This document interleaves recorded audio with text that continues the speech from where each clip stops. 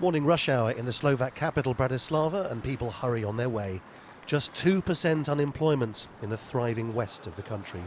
But in the east, where so many Roma live, there's nothing to get out of bed for. The European Union paid for a new road through this village, which at least means the children can go to school without getting covered in mud. But for the adults, every job inquiry is a dead end. At the beginning they say there's work, but when they realise that the applicants are Roma, then they say call back later, or they say we don't want Roma workers. Those with short memories who say the Roma don't want to work have obviously forgotten when the Soviet Union had huge factories all over Central Europe, and every Roma man or woman had a job. But it's all gone now. In Slovakia, as across the border in Hungary, there are massive industrial relics of communism. Elmer worked in his local steelworks right until the Berlin Wall came down. It was, he says, a golden time. We had a beautiful life. In the socialist days, everyone had work. There were tens of thousands of Roma in the steelworks. I worked there for 42 years. So the places where the Roma live have become breeding grounds for pessimism. Here, they told us, they've had to put umbrellas up inside their flats because so much rain comes through the roof.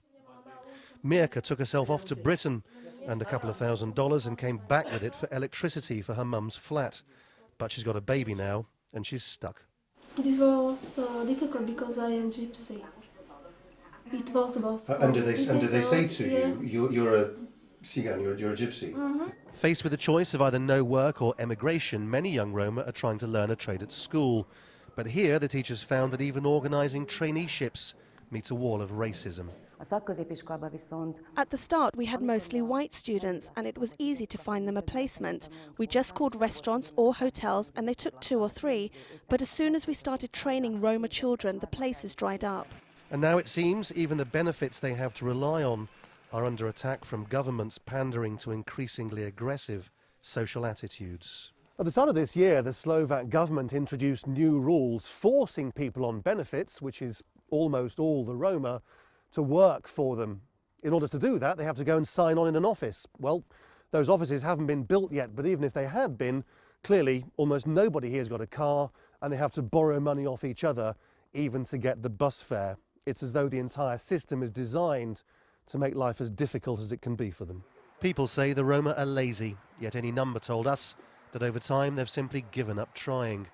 Neither here nor in Western Europe is there much sympathy or understanding for that demoralised mindset. Laurence, Al Jazeera, Central Europe.